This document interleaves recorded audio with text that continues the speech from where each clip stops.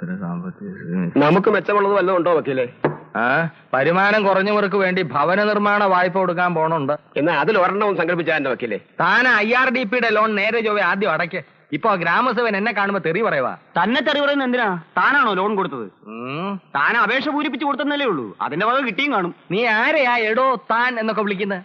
ഒന്നുകിൽ വക്കീലേന്ന് വിളിക്കുക, അല്ലെങ്കിൽ രാമൻകുട്ടി ഏട്ടാ എന്ന് വിളിക്കുക. ഗുരുത്വം വേണം.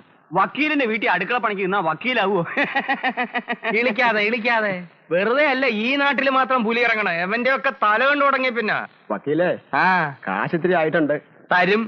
ബ്ലോക്കിൽ കക്കൂസിന് അപേക്ഷ കൊടുത്ത വകയിലെ കണക്കൊന്നും പറഞ്ഞിട്ടില്ല. അത് കിട്ടിയില്ലല്ലോ. ബ്ലോക്ക് ഓഫീസിൽ നിന്ന് കക്കൂസ് കിട്ടാത്തോണ്ട് താൻ ഇതുവരെ തൂറാറില്ലായിരുന്നു. ഒരു ആപ്ലിക്കേഷന് ഒപ്പിട്ട് തന്നോണ്ട് മാത്രം കാര്യമായില്ല. അനുവദിച്ച് കിട്ടണേ ഇത്തിരി ചില്ലറൂടെ ചെലവാക്കണം. എന്റെ പോക്കറ്റിലെ കാശ് ചെലവാക്കിയാ ഞാൻ 4 പ്രാവശ്യം ബ്ലോക്ക് ഓഫീസിന്റെ തിണ്ണ തിരഞ്ഞ് മുടിഞ്ഞ കക്കൂസ്. ഇയാൾക്ക് നിയമം പഠിക്കാൻ വകയുണ്ടായിരുന്നേ വലിയ വക്കീലാകുമായിരുന്നു.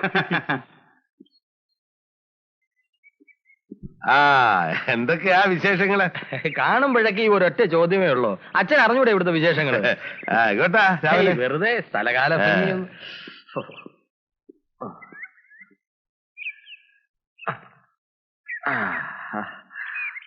വക്കീലേ, നാട്ടുകാർക്ക് മുഴുവൻ ബ്ലോക്കിൽ നിന്ന് കക്കൂസ് വാങ്ങിച്ചു കൊടുക്കുന്ന താനാ. ഒരെണ്ണം സ്വന്തം വീട്ടിലും വാങ്ങിച്ചു കുഴിച്ചു വെച്ചുകൂടെ? വാങ്ങി വെച്ചിട്ടുണ്ട് അച്ഛോ, എന്നാൽ ഇത്ര തൃപ്തി കിട്ടുന്നില്ല. ശീലിച്ചു പോയതല്ലേ. കഴിഞ്ഞ പ്രാവശ്യം പുലി ഇറങ്ങിയപ്പോ മണിയപ്പനെ പിടിച്ച ഇതുപോലൊരു പൊന്തക്കാട്ടിന്നാ. നമ്മളെ പിടിക്കാനുള്ള പുലിയൊന്നും ഇതുവരെ ഇറങ്ങിയിട്ടില്ല അച്ഛോ. അതല്ല, പുലിക്ക് നമ്മളെ തന്നെ വേണമെന്നാ പൂതിയെങ്കിൽ പിടിക്കട്ടച്ചോ. അപ്പ വൈദ്യരോട് പ്രത്യേകിച്ച് വല്ലതും പറയണോ? ചാകാനുള്ള മരുന്നുണ്ടെങ്കിൽ തരാൻ പറ. ഇങ്ങനെ കിടത്തി നരകിപ്പിക്കാതെ. അപ്പനൊന്നും മിണ്ടാതിരിക്കാവോ? നാക്കെടുത്തായി വർത്താനേ പറയത്തുള്ളൂ. നടുതാഴ്ന്ന പട്ടിയെ പോലെ ഇങ്ങനെ കിടക്കുന്നെന്തിനാ? കുടുംബത്തിനും ഭാരം, ഭൂമിക്കും ഭാരം. ചേച്ചിക്ക് വല്ലതും വാങ്ങണോ? ഒന്നും വേണ്ട, നീ ഇരുട്ടുന്നതിന് മുമ്പ് വന്നാ മതി. തോമസേ, അറിയാലോ, ആ ഇടത്തെ മോര് പ്രാന്തനാ. വണ്ടിയിലിരുന്ന് ഉറങ്ങുമ്പോ സൂക്ഷിക്കണം. എന്നെ വണ്ടിയും തള്ളിയിട്ട് നടുതളർത്തിയ അസത്ത. എന്റെ അടുത്ത് വന്ന നല്ല കുട്ടിയാ.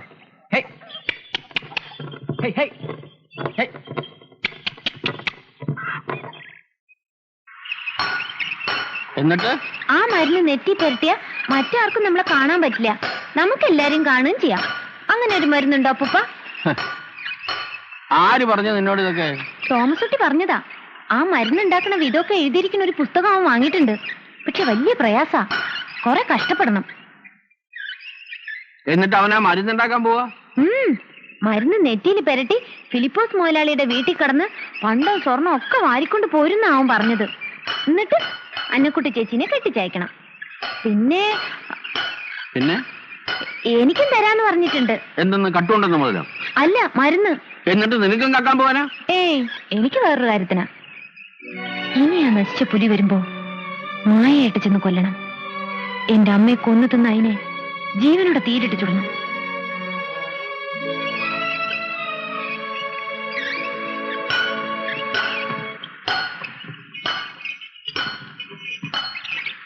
ഉരുപ്പടി വല്ലതും കൊണ്ടുപോകാനുണ്ടോ ചന്തയ്ക്ക്?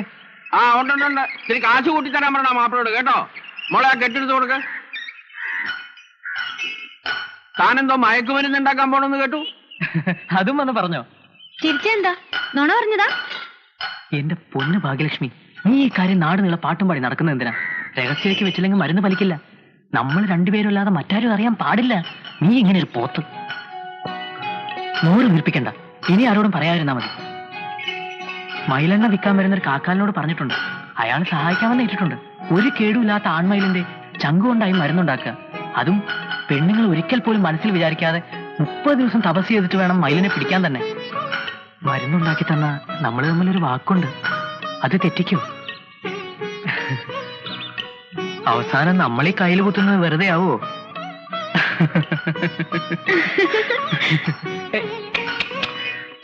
ഈശോമിശിഹായ്ക്ക് സ്തുതിയായിരിക്കട്ടെ. എപ്പോഴും സ്തുതിയായിരിക്കട്ടെ. അച്ഛൻ ക്ഷീണിച്ചല്ലോ, വണ്ടിയിലേക്ക് കയറ്. പോണ വഴി പള്ളി പഠിക്കലിറങ്ങാം. വേണ്ട, നാട് കാണാൻ നല്ല നടക്കണേ, വ്യായാമത്തിനാ. അച്ഛോ, വേറെ ജാതിപ്പെട്ടൊരു പെണ്ണിനെ കെട്ടണമെങ്കിൽ പള്ളി കെട്ടിക്കോ? അത് ശരി, അപ്പൊ അത്രത്തോളം ആയി. നിന്റെ അപ്പനെയാണെന്ന് കാണട്ടെ. എനിക്കല്ല, ഞാൻ വെറുതെ. വേണ്ട, ഒന്നും പറയണ്ട, മനസ്സിലായി. വണ്ടിപ്പണി മതിയാക്കി കൊല്ലപ്പണിക്ക് പോകൂടാ തോമസ് കുട്ടി നീ? ഏ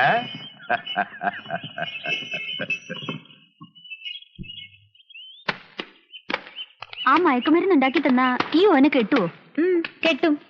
എന്റെ റബ്ബേ, അന്റെ മുത്തച്ഛനെ നാട്ടുകാരൊക്കെ അത് സമ്മതിക്കുവോ? ഞാൻ വാക്ക് കൊടുത്തതാ. ഓന് ഇത്ര പെരുത്തിഷ്ട? ആ നശിച്ച ജന്തുവിനെ കൊല്ലാൻ എന്നെ സഹായിക്കണത് ആരായാലും എനിക്കിഷ്ട. അങ്ങനെയാണെങ്കിൽ അതിനെ കൊല്ലണത് ചട്ടമ്പി കുഞ്ഞച്ചനാണെങ്കിലോ? ആ അസത്ത് ഞാൻ സമ്മതിക്കും. പ്രാന്ത പെണ്ണിന്റെ തലയ്ക്ക്. നിനക്കറിയില്ല, എന്റെ അമ്മയെ കടിച്ചു കൊടയുന്നത് ഞാൻ കണ്ടതാ. പഴംതുണി പോലെ എന്റെ അമ്മയെ വലിച്ചു കൊണ്ടുപോണതും ഞാൻ കണ്ടതാ. പിറ്റേന്ന് മാറ്റി പൊളിച്ച്. നീ അതൊന്നും ഓർക്കണ്ട, കരയില്ലേ.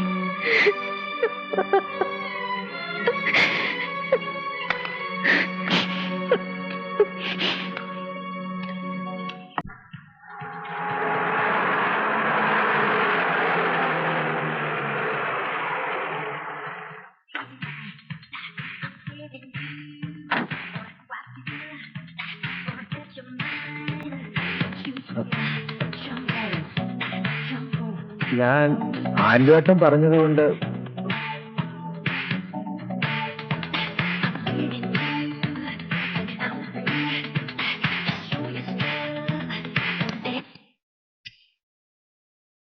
ഞാൻ പുറത്തുണ്ടെന്ന് പറഞ്ഞേക്ക്.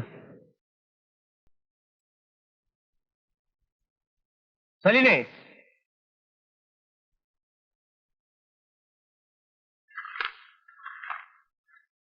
എന്താപ്പാ? കണ്ട ചട്ടമ്പികളൊക്കെ അകത്തേറ്റിയാണോ ഇരുത്തുന്നത്? ആന്റിയുടെ കൂടെ വന്നതായാള്. ഞാൻ പറഞ്ഞു. ഇവനിത് എന്തോ വിചാരിച്ചാ? അവനൊന്ന് കയറി ഇരുന്നെന്ന് വിചാരിച്ചെന്താ? ആൻഡു, എനിക്ക് ഈ നാട്ടിൽ നിലയും വിലയുണ്ട്. ഇന്നലെ വരെ ഇവനൊന്നും ഈ പടി കടന്നിട്ടില്ല. ഇങ്ങനെ ഒന്ന് രണ്ടാളുകൾ നമ്മുടെ കൂടെ ഉള്ളത് നമുക്കൊരു ബല. നക്കാപ്പിച്ച വല്ലതും കൊടുത്താ പറയുന്ന എന്തും ചെയ്യും. ആൻഡു ഒരു കാര്യം മനസ്സിലാക്കിക്കൊള്ളാം. 10-25 വർഷം ഈ മണ്ണിൽ അധ്വാനിച്ച ഞാൻ ഈ നിലയിലെത്തിയത്. എനിക്ക് അർഹതപ്പെടാത്ത ഒരു ചില്ലിക്കാറ്റ് എന്റെ കയ്യിലില്ല. അതുകൊണ്ട് ഇവന്മാരുടെയും സഹായം എനിക്ക് ഇന്നേ വരെ വേണ്ടി വന്നിട്ടില്ല. ഭാവിയിലും അങ്ങനെ തന്നെ ആയിരിക്കണമെന്ന എന്റെ ആശ.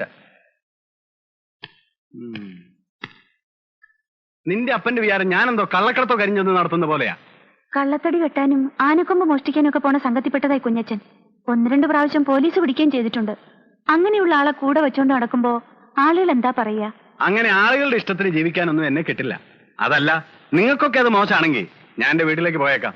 പണക്കാരനല്ലെങ്കിലും 3 നേരം കഞ്ഞി കുടിക്കാനുള്ളത് എന്റെ വീട്ടിലുണ്ട്. എന്ത് പറഞ്ഞാലും എന്തിനാ ഇങ്ങനെയൊക്കെ പറയുന്നേ?